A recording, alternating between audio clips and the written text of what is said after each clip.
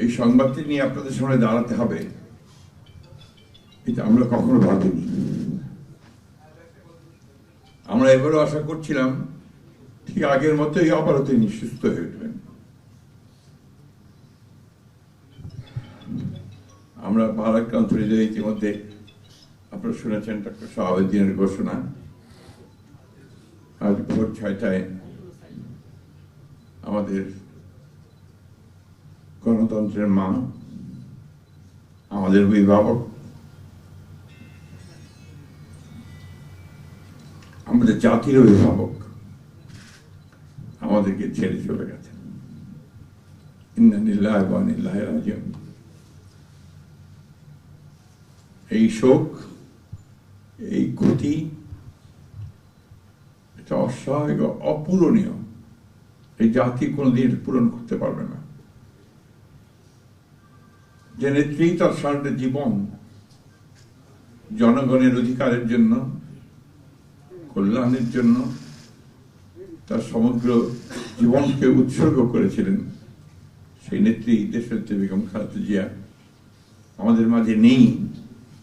এটা আমরা যারা তার সহকর্মী এবং রাজনৈতিক কর্মী, আমরা এটা ভাবতে পারি না। বাংলাদেশের রাজনীতিতে একটা বিশাল শূন্যতা সৃষ্টি হলো। তাই নয়, গণতান্ত্রিক পৃথিবীর গণতান্ত্রিক আন্দোলনে একটা বিশাল শূন্যতা সৃষ্টি হলো। আমরা দলের পক্ষ থেকে আমাদের ভারপ্রাপ্ত চেয়ারম্যানের অনুমতিক্রমে আমরা দলের কিছু কর্মসূচি নিয়েছি।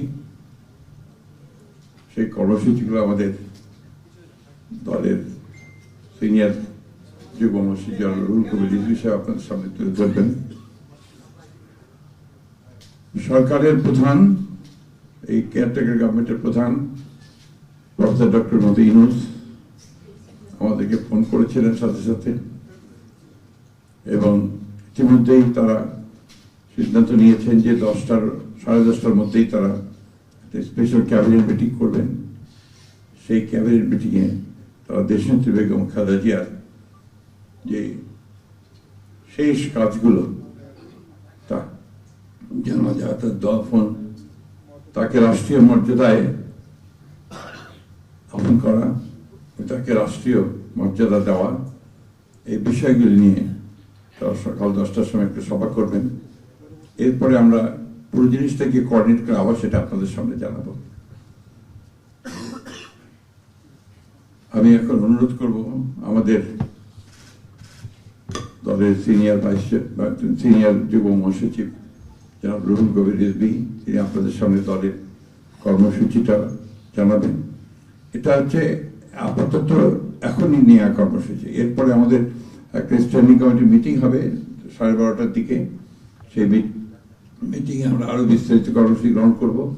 আর সরকার যে সমস্ত কর্মসূচিগুলো তার সঙ্গে কোঅর্ডিনেট আমরা করব, এবং সে বিষয়গুলো আমরা আপনাদেরকে পরে জানাবো। ধন্যবাদ। আসসালামু আলাইকুম।